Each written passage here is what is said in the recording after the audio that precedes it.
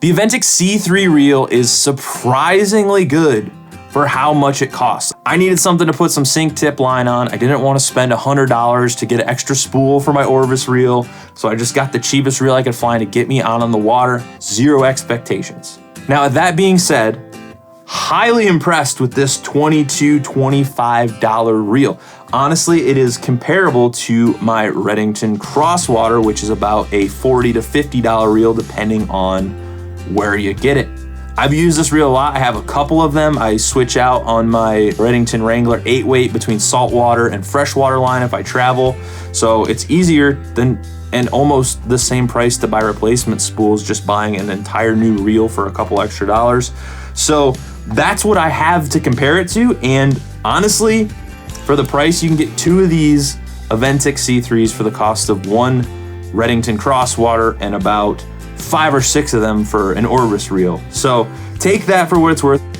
So fly fishing reels, as we all know, really are only there to hold the line. Yes, you can use the drag system. Do you use it regularly? I don't. So I don't really think it's a big deal. They can be really expensive. I have a couple of Orvis reels. I have a couple of extra spools for them. And if you use a bunch of different fly lines like I do for bass fishing, I'm using float lines, sink lines, intermediate lines, full sink lines, depending on where I'm fishing. It's a pain in the butt to cut off line, put it back on new reels all the time. And it's easier to just buy a cheap reel and leave the line on there and mark it for what it's for. It's exactly what I bought this for. Wanted to put some sink tip line on it for fishing in heavier currents in the river. So I needed a cheap reel to put the line on because I didn't want to cut the line off of that crosswater I just showed you. It spins fairly freely when you have it free spooling, when you're reeling back in.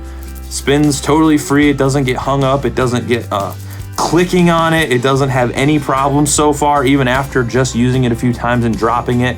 And it's got a decent drag system on it. I mean, this is some heavy duty sink tip line. I'm pulling on it pretty hard.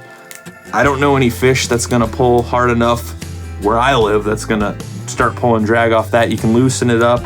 The drag seems to be pretty decent. I mean, I was literally expecting this to be a giant piece of crap, and absolutely surprised at how well it performed. I fished for multiple hours yesterday while using this thing, had absolutely no issues. I've had a bunch of different reels, these cheap lower end reels, and honestly, this is one of the better ones I've found. Some of the other ones I've used, they're kind of wobbly when they spin, especially the metal ones. They have little burrs on them and they get hung up. And I've kind of grown to like these cheap plastic reels. I know that's blasphemy. I know a lot of the guys out there at the high-end stuff think that is just the worst thing that you could ever say. They're affordable. They have drag systems on them. You can literally beat the living crap out of them. There's no issues with them. And if they break, you're out a couple of bucks. It's cheaper to buy one of these and throw it away, which is obviously terrible for, you know, the environment and stuff like that. But it's literally cheaper to do that than to buy a spare spool for a $200 reel. I dropped it in the river a few times yesterday, dunked it under the water. I was not delicate with it, and it's perfectly fine, no issues. So I would say, against everyone's better judgment on the internet, gonna tell me that you should never buy plastic reels and this and that. If you don't have a ton of money to spend, or you're just trying to get enough equipment to get out there and do what you need to do, for $22, I would say buy this reel. This is a 7/8, it's pretty big. They have all the sizes you could ever need for these things.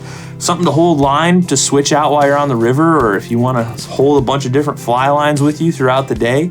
The Aventik C3 is gonna do the job, and I will be buying more of these to hold different lines on.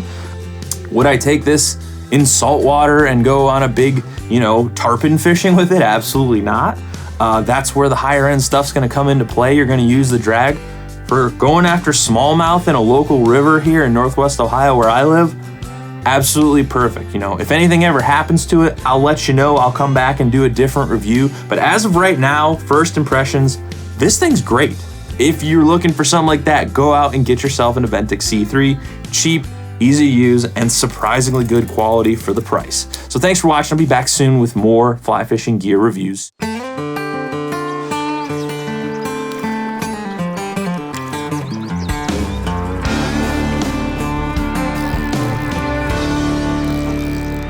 wake up early before the sun comes up. Yeah. Then you drink a little coffee, fire the gator tail up.